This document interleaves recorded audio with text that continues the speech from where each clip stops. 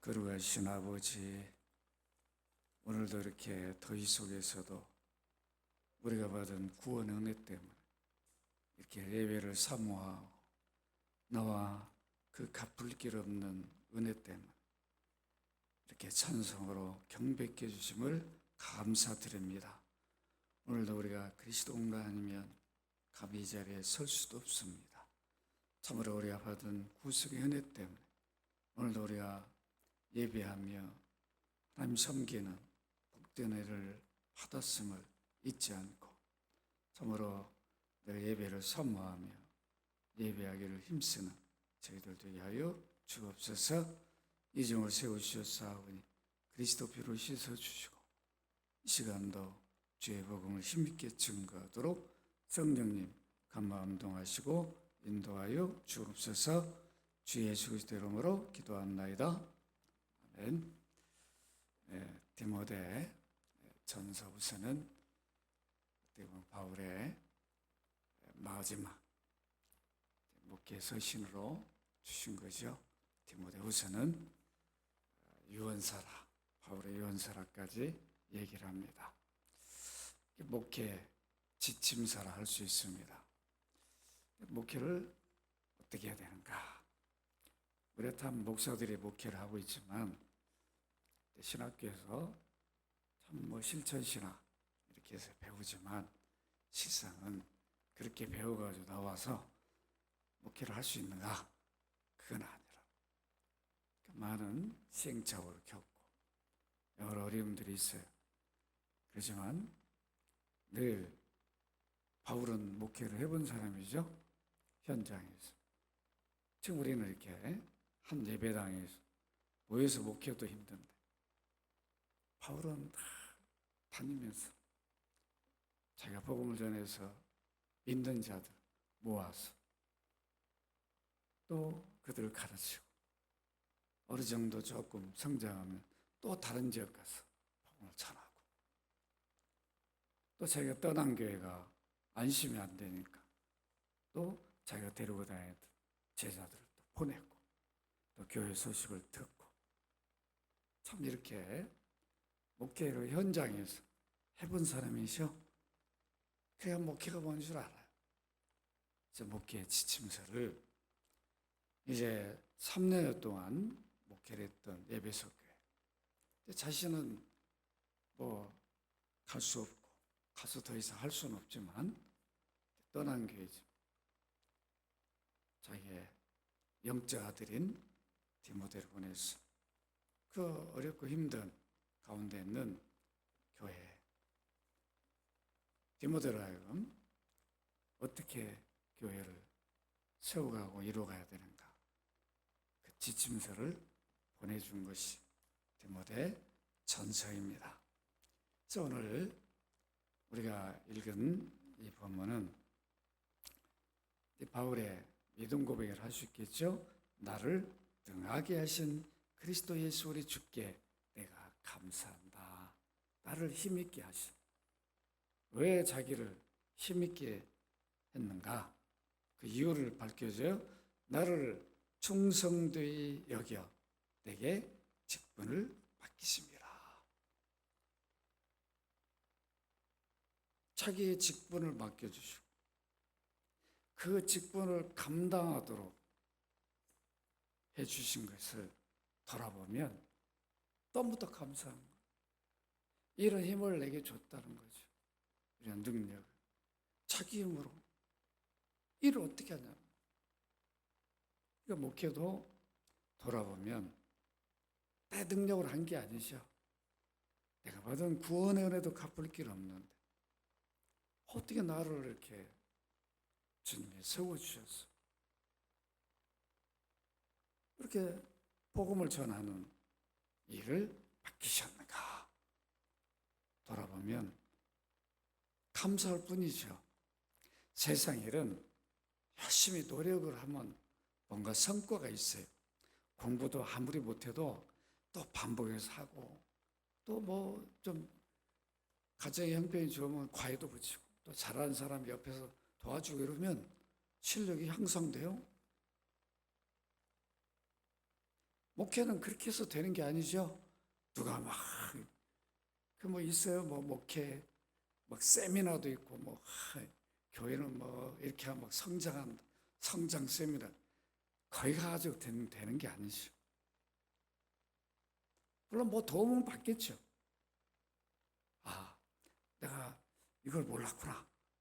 그런데 대부분 갔다 온 분들은 또 실망하더라.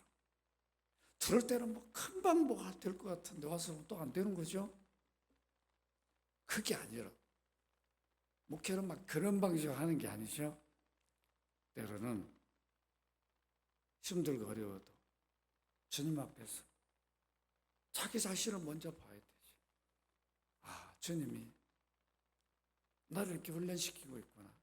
네가 누굴 세우려고 하지 말고 네 자신부터 내 앞에서 잘 서 있어라. 이런 뭔가 깨달음이 있어야 되는 거지. 그래야 더 기도하게 되고 그 은혜가 크니까. 다른 거 안 보는 거죠? 내 자신을 먼저 보게 돼 있다. 야, 나를 이런 영광스러운 일을 내게 맡겼는 내가 어떻게 감당할 수 있는, 인간적으로는 감당할 수 없는 거죠. 그죠? 그러지만 은혜로 주셨으니. 그러니까 바울도 그런 거예요. 어떻게 보면 바울은 우리와 비교할 때 훨씬 더 대단히 잘 갖춰진 사람이에요. 머리도 좋고 당대에 뛰어난 학자로 말할 수 있죠. 비록 율법 학자지만. 그러니까 율법밖에 모르는 그런 사람이 있는데 참 우리가 아쉬운 건 그러죠.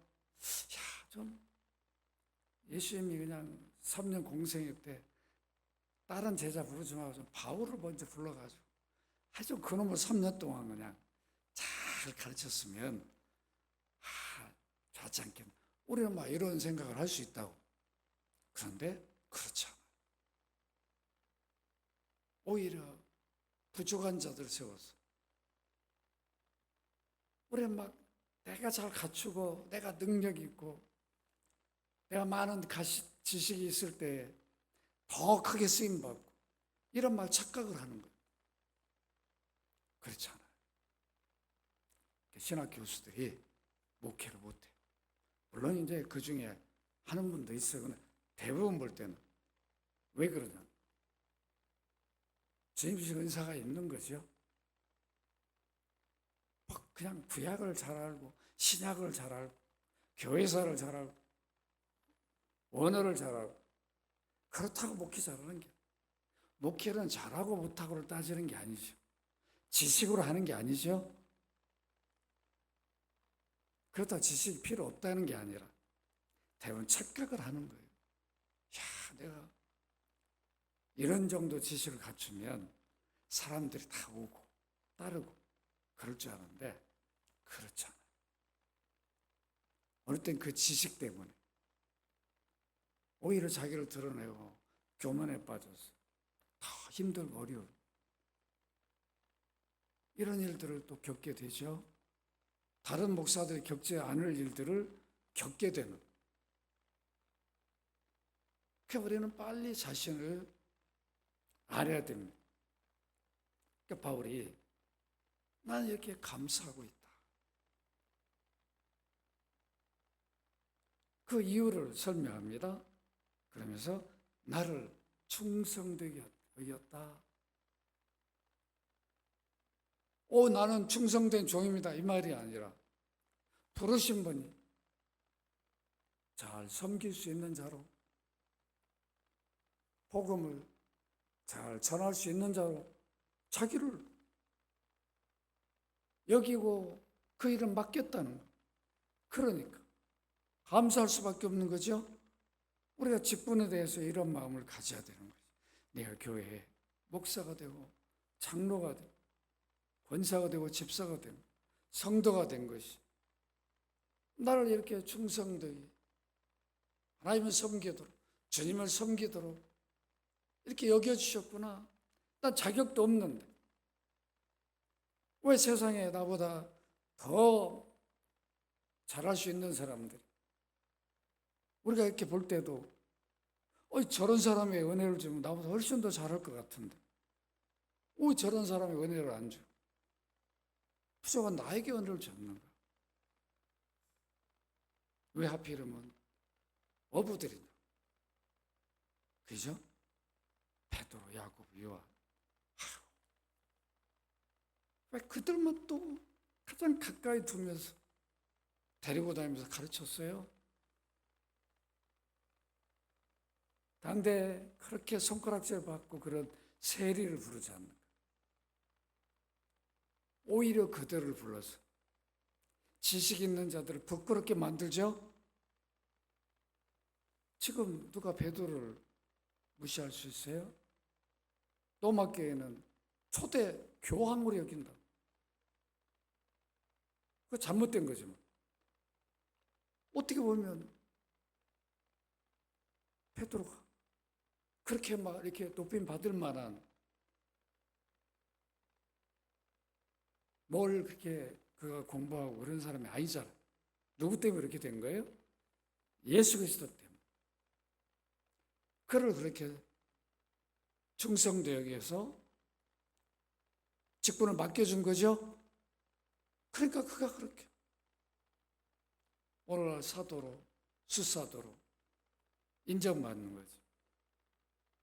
그가 무슨 당대에 그렇게 뛰어난 지식을 갖고 학자고 그런 사람이 아니었다.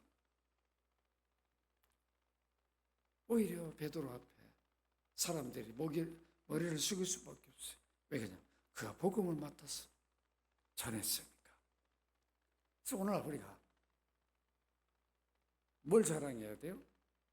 내가 맡은 일이죠. 복음을 자랑해야 되는 거죠. 그러니까 목사가 다른 거 없어요. 교회는 성도들도 내가 믿은 예수 그리스도, 내가 받은 복음이죠. 이걸 자랑스럽게 여겨야 돼요. 감사할 수 있어야 됩니다. 그 바울은 13절에 보면 내가 전에는 비방자요, 박해자요, 폭행자에서 도리어 궁유를 입은 것은 내가 믿지 아니할 때 알지 못하고 행하였습니다. 야, 참 생각해보세요. 예수 그리스도 만나기 전에 사울은 어떤 모습이었는가? 자기가 말해주는 거예요. 지금 전에는 내가 비방자, 모독한 자라는 거죠. 예수 그리스도 어떻게 모독했어요? 하나님 아들로 메시아로 인정을 안 했어요. 그냥 나사렛 사람이에요. 스스로 예수라 하는.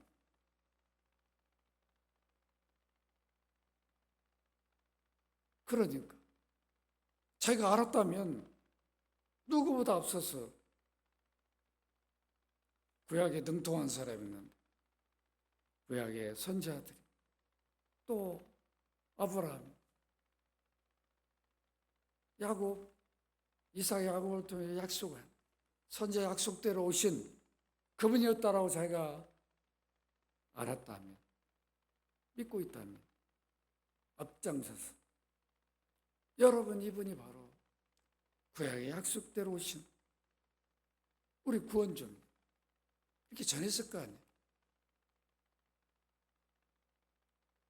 자기는 자기 율법관으로는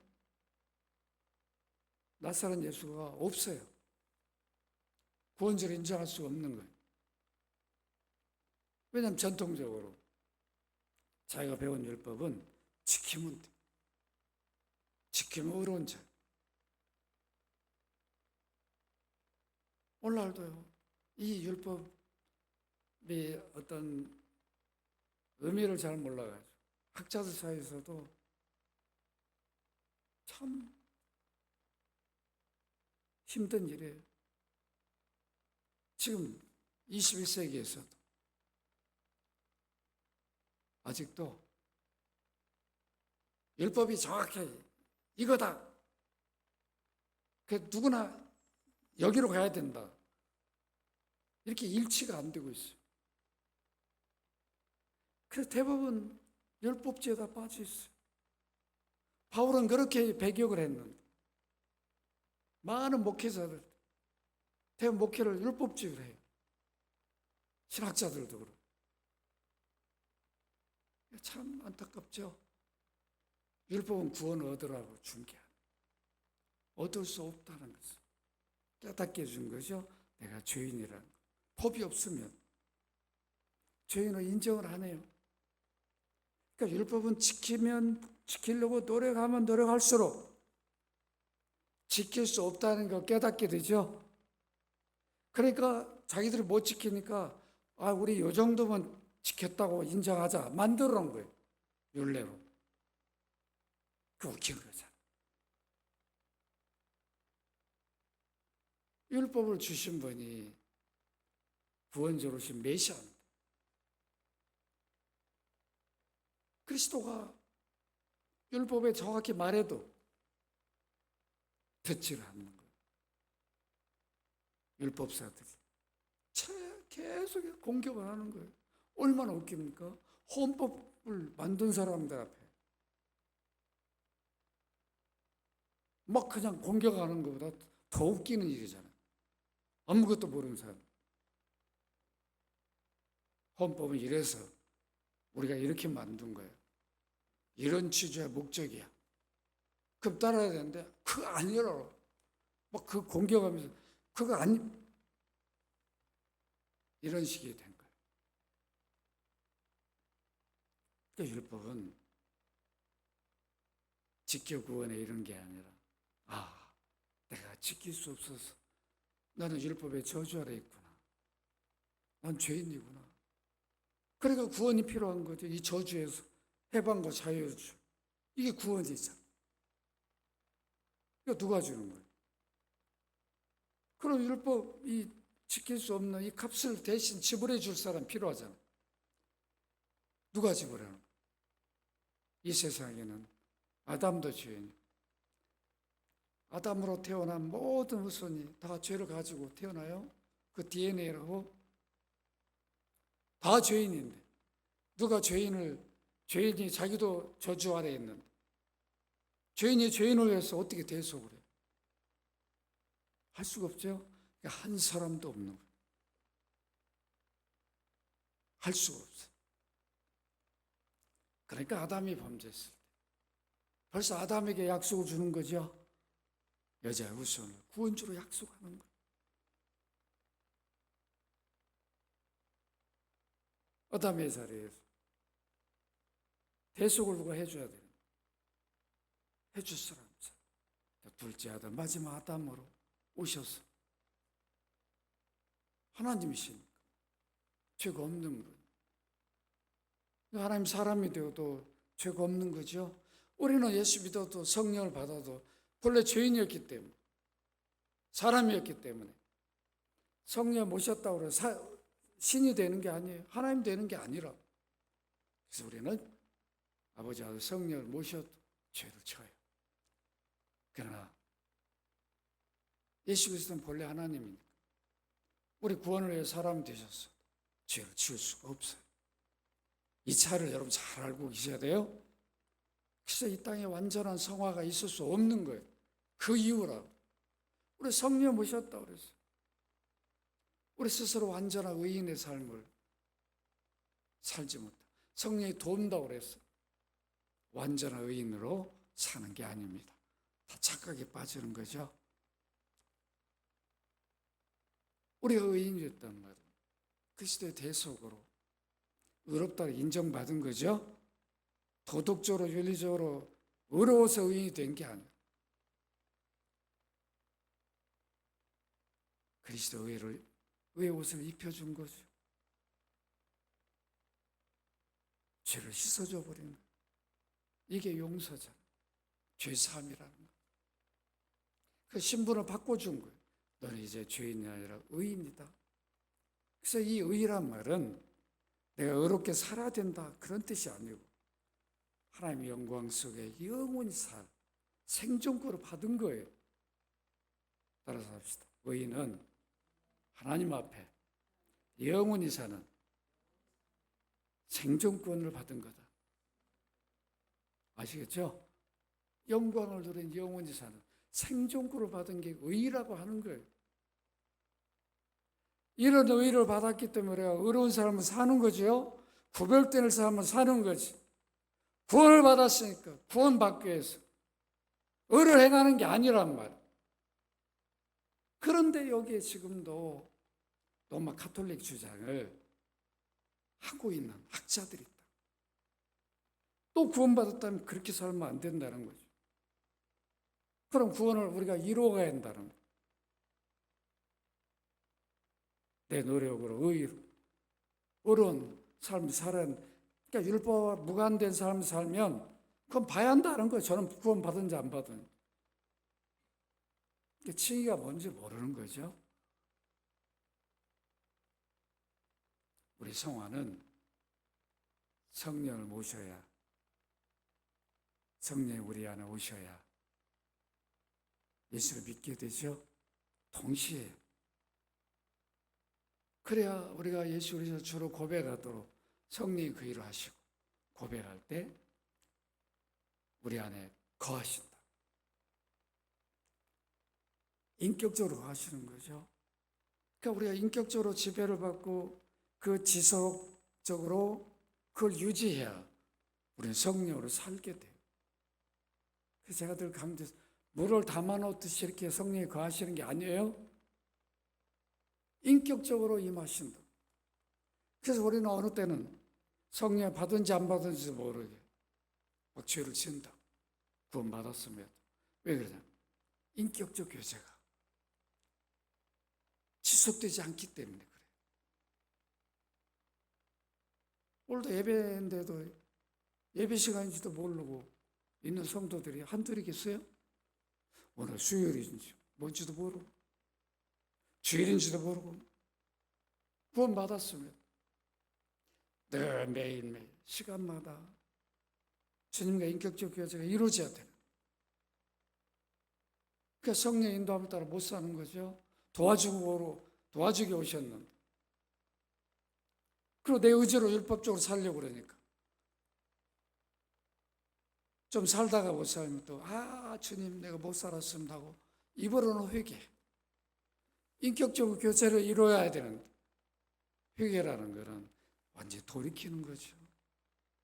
길을 잘못 갔으니까 끊고 입으로만 해버려. 입으로 이런저런 줬습니다. 이런저런 줬습니다. 그러다 뭘 좀 해놓으니까 속은 시원하죠. 우리가 그러잖아요. 누구한테 내가 속이 있는 말은 오늘 속 시원하다. 그런 식이야. 그런 식. 이걸 회개하러 가면 안 된다. 참 회개는 내가 어리석어서 이런 일을 했구나. 끊고 돌이켜야 되죠.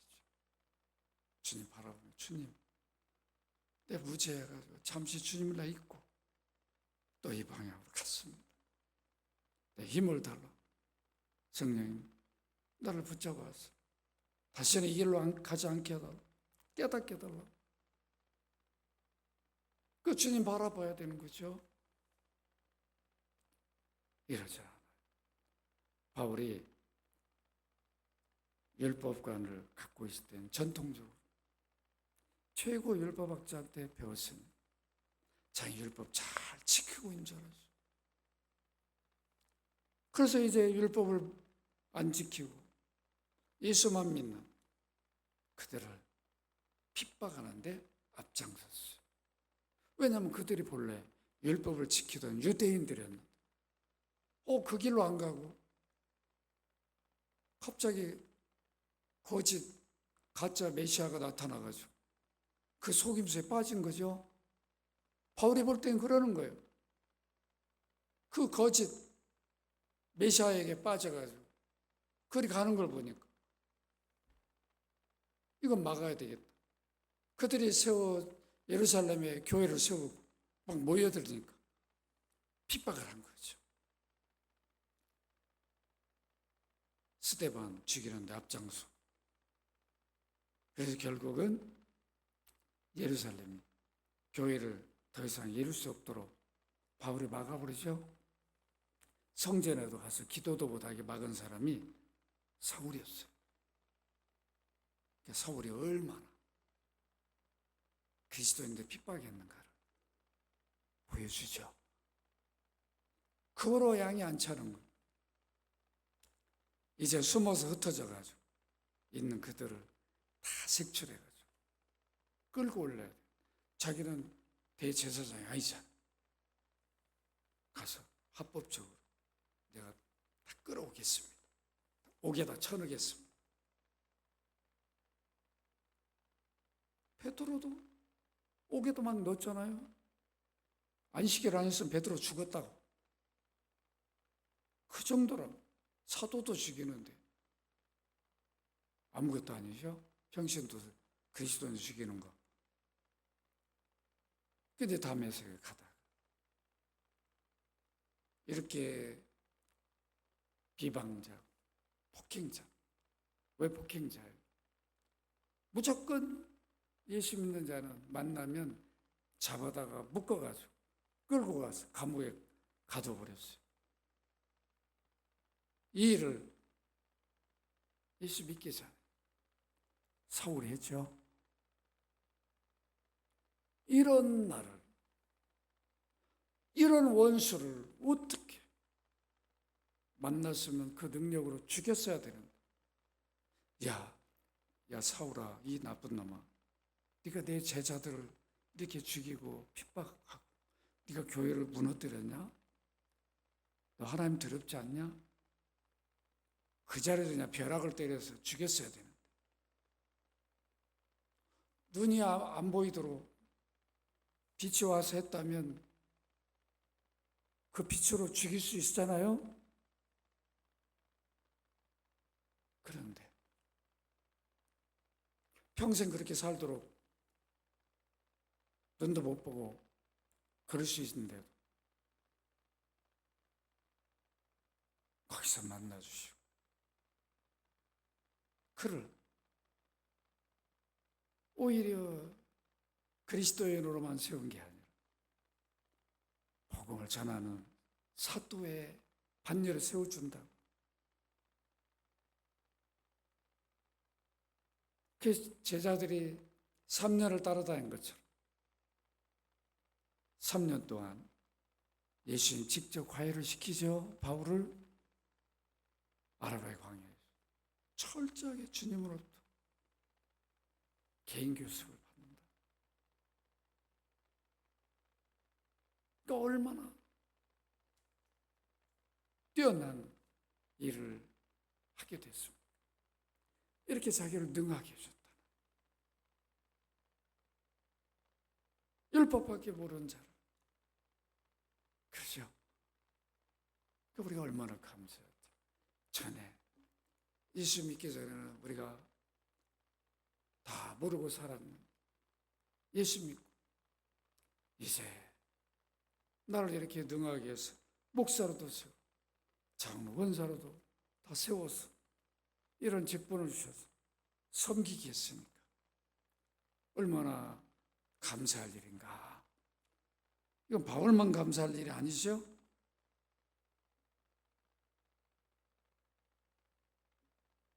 예수님이 하나님이 하나님 아들이라 했다 해가지고 신성모독 참칭했다고 해야죠. 그 죄가 십자가형이죠. 이런 사람이죠. 이렇게 비방하고 그 정도입니까? 직접 예수 믿는 자들로 하여금 뭘 하게 해요? 스스로 자기들이 예수 그리스도를 모욕하게 만든 이런 일을 바울이 했습니다. 이런 사람 예수 그리스도는 복음을 맡겨줬어요. 그러니까 바울은 돌아보면 감사할 수밖에 없는 거예요. 그러니까 오늘 우리가 이 마음을 가져야 되죠. 나를 이렇게 능하게 해서 주님의 교회에 일꾼으로 세우셨구나. 직분을 맡겨주셨구나. 내가 이런 일을 섬겨도록 해주셨구나. 이야, 돌아보니까 나는 구원을 받을 자격도 없고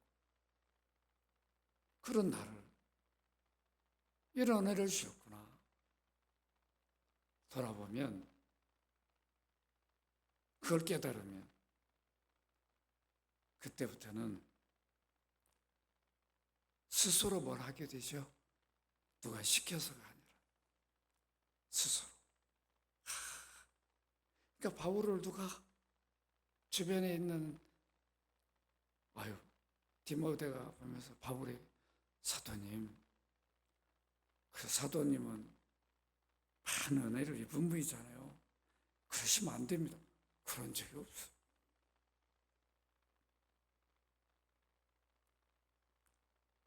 어느 제자가 그런 적이 있나? 바울한테 없어요. 막 존경하는 거죠. 물불을 안 가리고 복음을 위해서.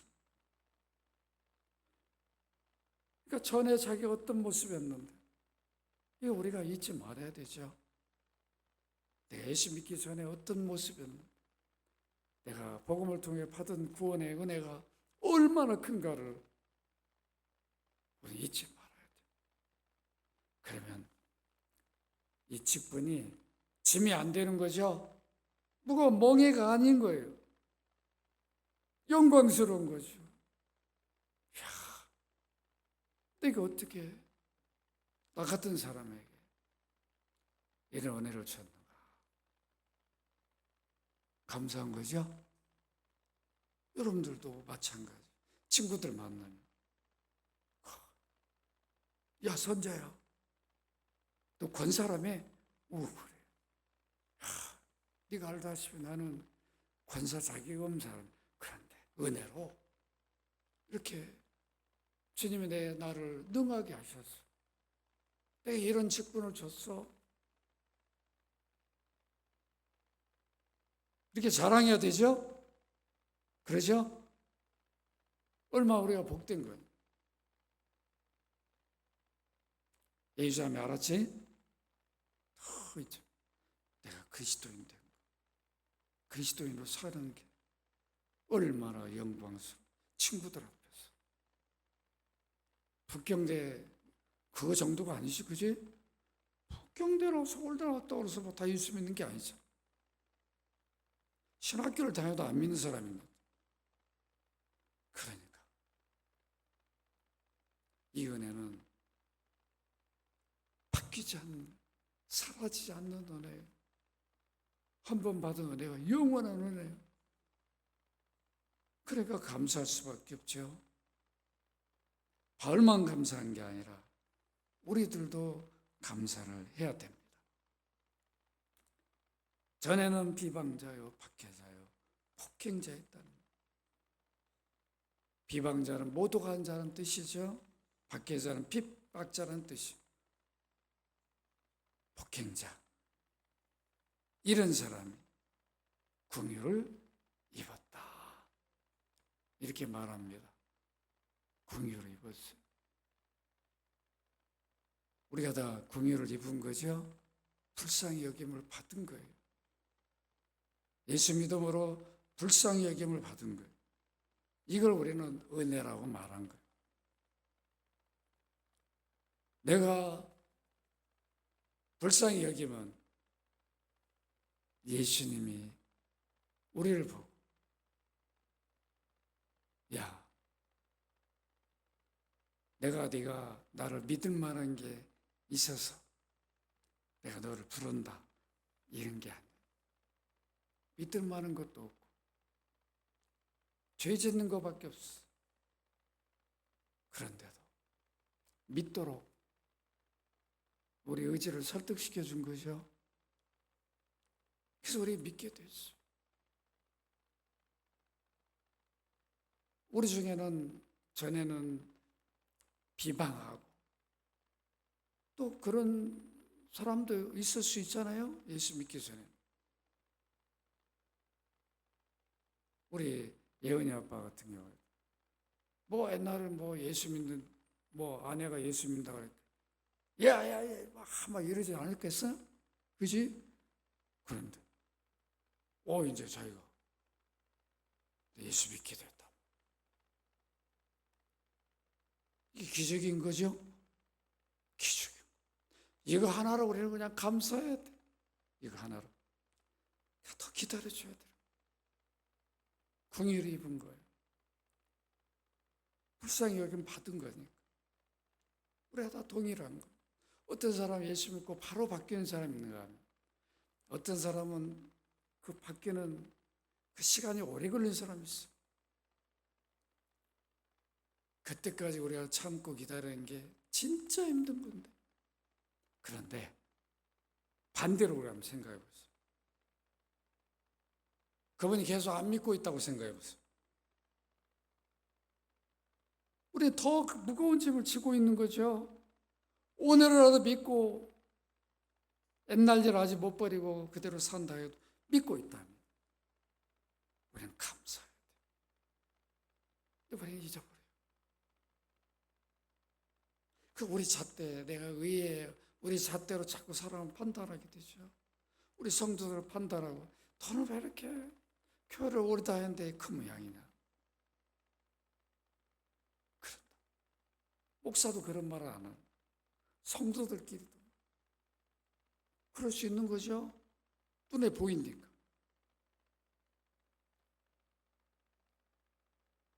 바울은 그렇지 않다.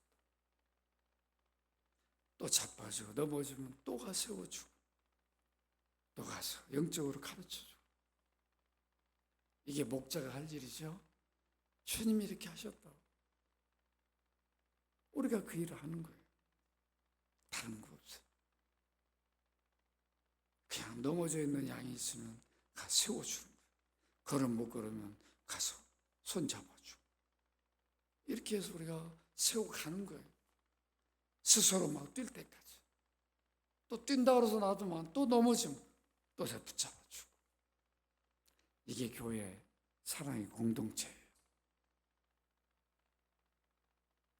바울이 왜 갑자기 예배소 교회에 편지하면서 목회 지침서를 내리면서 왜 자신의 과거를 이렇게 드러내줄까요? 나도 이렇게 감사하고요. 나도 내 직분에 이렇게 받을 자격도 없는 긍휼히 여기며 은혜요. 감사할 뿐이다. 너희도 이런 은혜를 동일하게 입었으니까 감사하며 살라라고 깨우쳐주고 있어요. 오늘 우리들도 그 깨달음이 있어야 되는 거죠. 예수 믿다고 그래서 다 성숙하고 다 그렇게 믿음으로 살고 그럼 얼마나 좋을까. 그럼 뭐 개척교회 그냥 못할 사람 누가 있어. 교회만 문만 열고 들어오면 다 성숙해가지고 다 그래서 막 나가서 막 그리스도인으로 빛과 소금 역할을 하고 막 다 이렇게 막 성숙돼가지고 아름다운 미술로 간다면 얼마나 좋겠냐. 목사들도 그렇게 못 사는데. 그런 목사들이 모인 노예 총회는 그냥 어마어마해야 될 거 아니에요? 그렇지 않다. 우리가 의인이라고 그랬어. 다 의인으로 주님 볼 때, 야, 너는 됐다. 이제 좀 제발 이제 그렇게 안 살아도 된다. 그만한 사람이 없어, 이 땅에. 긍휼히 여겨주는 거죠.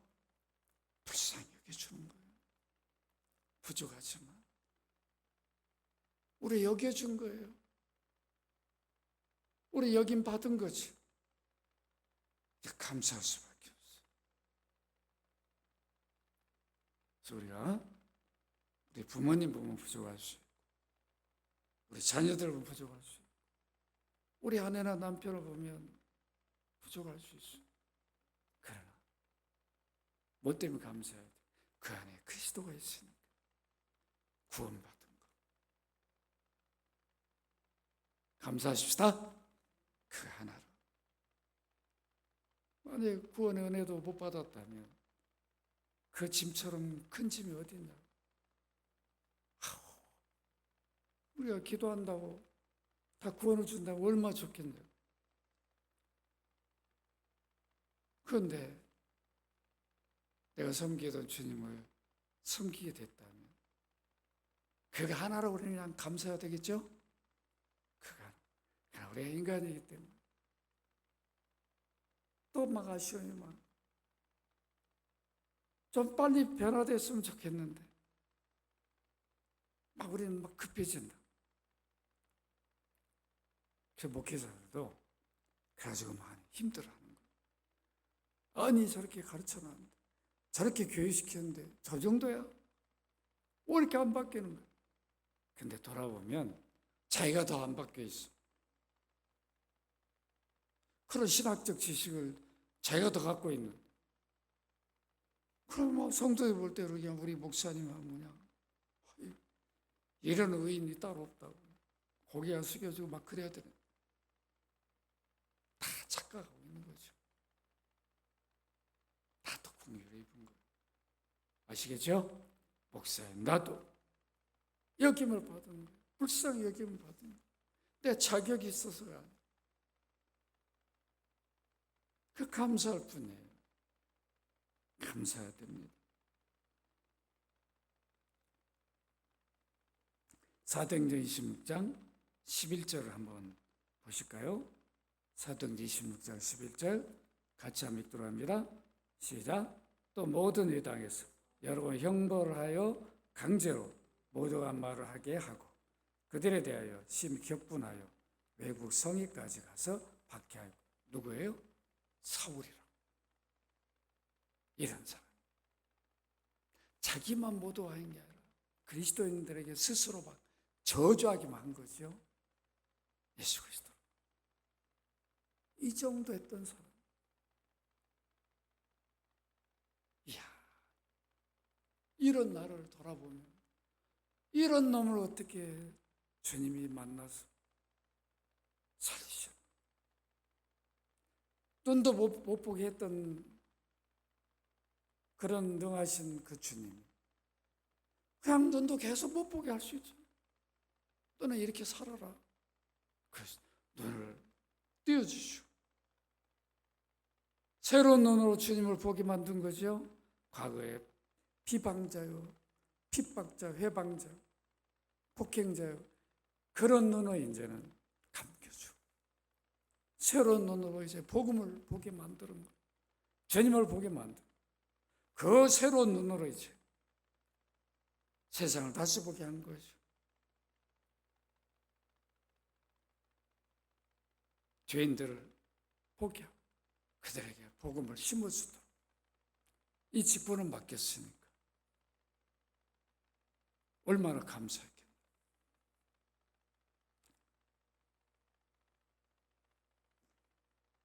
당시에 요한복음 1장 45절 같이 한번 읽어보도록 하십시다. 시작. 빌립이 나다나엘을 찾아 이르되 모세가 율법에 기록하였고 여러 선지자가 기록한 그 일을 우리가 만났으니 요셉의 아들 나사렛 예수니라. 나다나엘이 이르되 나사렛에 무슨 선한 것이 날 수 있느냐. 빌립이 이르되 와서 보라. 나다나엘 정도도 야 나사렛에 뭐? 율법에 기록되어 있고 선지자가 그 예언한 그분이 낫다고? 그분을 네가 만나서 지금 따르고 있다고? 야, 나사렛이 어떤 곳인데 그런 초원 구석에 메시아가 온단 말이야. 예루살렘에 와야지. 오면은 이게 뭐 말도 안 되지. 거부해버리는 거야. 이게 바로 당시 유대인들의 사고였어. 율법관이었어. 그러니까 사울은 어느 정도 했겠나? 그죠? 나다넬이 정도면 사울은 어느 정도 있겠나?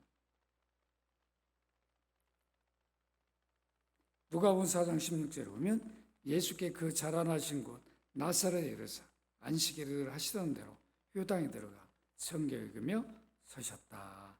마태복음 2장 23절에 보면 나사렛이라는 동네에 가서 사니 이는 선제로 하신 말씀에 나사렛 사람이라 칭하려 하심을 이루려 함이로다. 성경을 바르게 모르는 거죠. 깊이 있게 알았다면 나사렛에 왜 이렇게 예수님이 가서 사셨는가?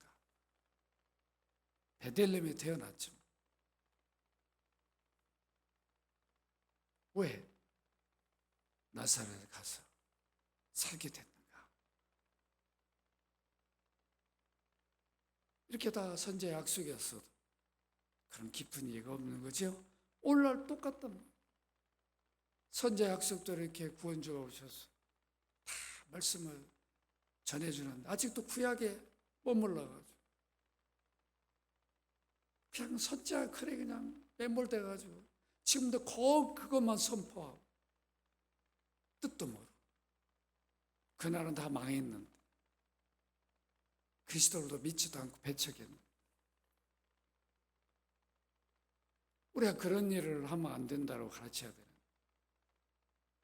이미 오신 분을 전해도 지금 바쁜데 오신 분이 어떻게 살아간 거 가르친 것도 바쁜데 아직도 그냥 선지서 그냥 모세오경 시가서에 빠져가지고 그죠? 몰라 그냥 거기가 있는 바울은 거기서 나왔는데 우린 그리스도로 돌아가고 있어. 그리스도의 종이 되었는데 바울은 우리는 아직도 선지자 일을 하고 있다. 선지. 이게 그리스도의 복음을 아직도 모르고 있는 거죠. 너무도 안타까워요. 오늘 우리가 이 깨달음이 있어야 됩니다. 사도행전 8장 1절로 3절 같이 한번 읽도록 합니다. 사울은 그가 죽임당함을 마땅히 여기더라. 그달에 예루살렘에 있는 교회에 큰 박해가 있어 사도 외에는 다 유대와 사마리아 모든 땅으로 흩어지니라. 경건한 사람들이 스데반을 장사하고 위하여 크게 울더라. 사울이 교회를 잡멸할세 각 집에 들어가 남녀를 끌어다가 옥에 넘기니라. 이 정도였죠. 이런 사람이었는데 이런 사람이 그리스도를 만나서 바뀌어졌어요. 그러니까 얼마나 감사했겠습니까? 감사할 수밖에 없는 거죠. 우리가 과거를 돌아보면 더 감사할 수밖에 없어요. 그런데 오늘날 우리는 어떤 사람인가? 우리도 은혜로 구원을 받은 자죠. 여러분 에베소 2장 한번 2장 6절 같이 한번 읽어볼까요? 시작.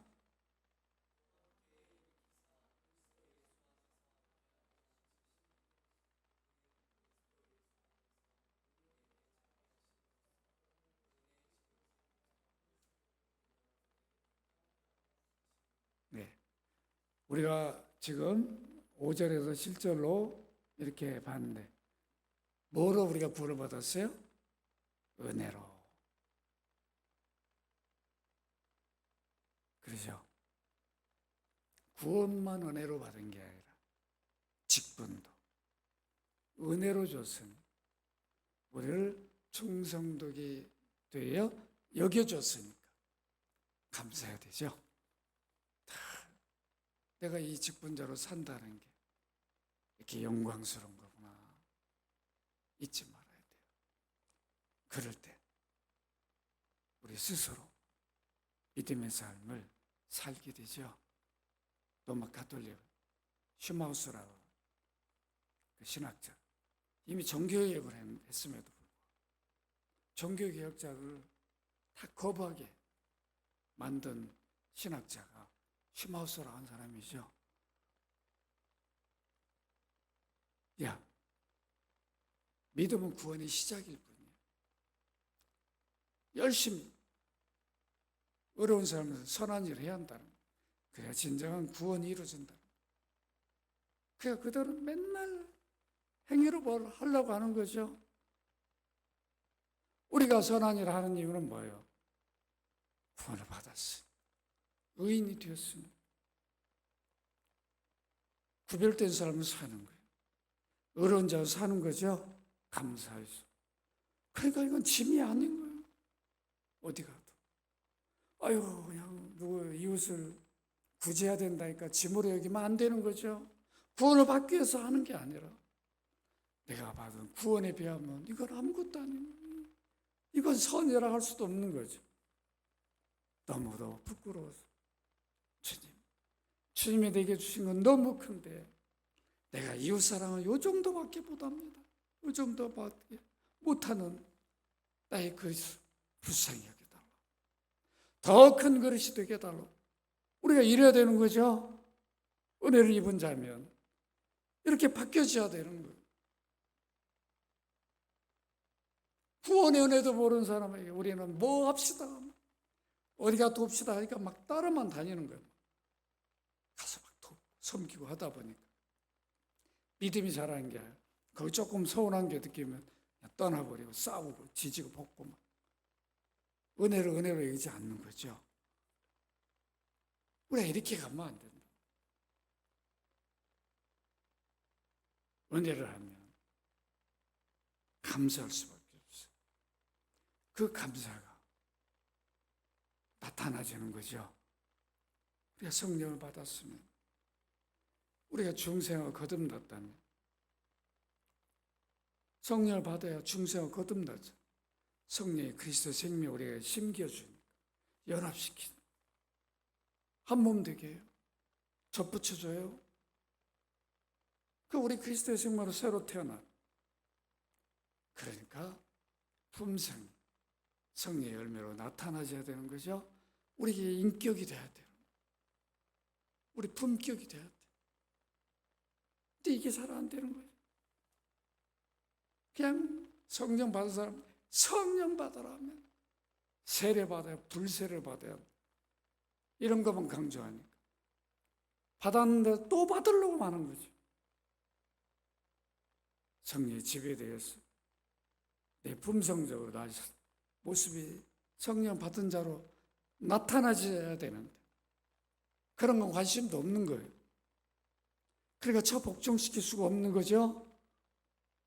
내 육체적인 유욕적인 그런 삶이 나올 때 네가 예수 믿고 의인이요 성령을 받은 자가 또는 이미 십자가 죽었는데 그렇게 살면 되겠는가? 저 복종시켜야 되는데 그 일을 못하는 거예요. 오늘 우리가 잊지 마십시다. 우리를 긍휼히 여겼어요. 충성도 여기고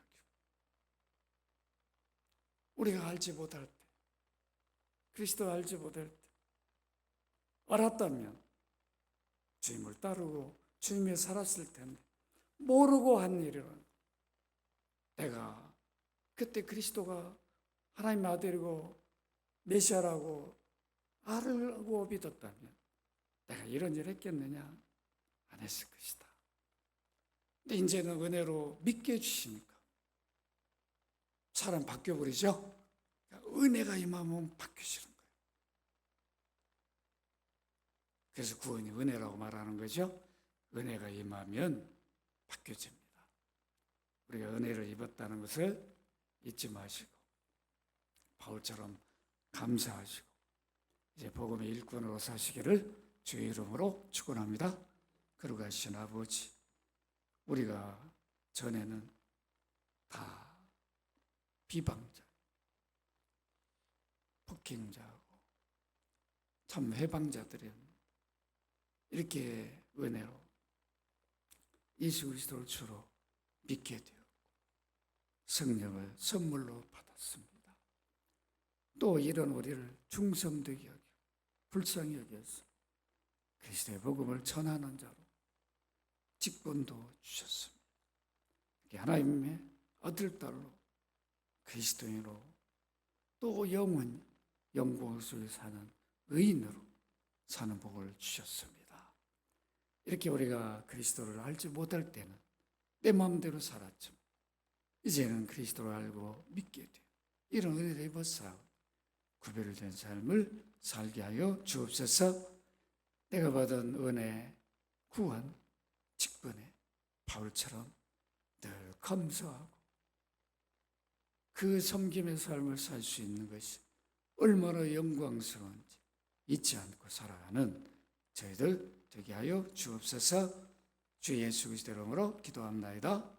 아멘. 주 예수 그리스도의 이름으로 아버지 하나님의 사랑과 성령의 교통하심, 바울 사도처럼 자기가 받은 그 은혜를 돌아보며 기뻐하고 감격하며 주어진 직분에 충성을 다한 것처럼 그 삶을 살기를 소원하는 귀한 머리 숙인 주의 백성들, 가정의 자녀들, 산업일대 함께하여 주시기를 간절히 축원하옵나이다. 아멘.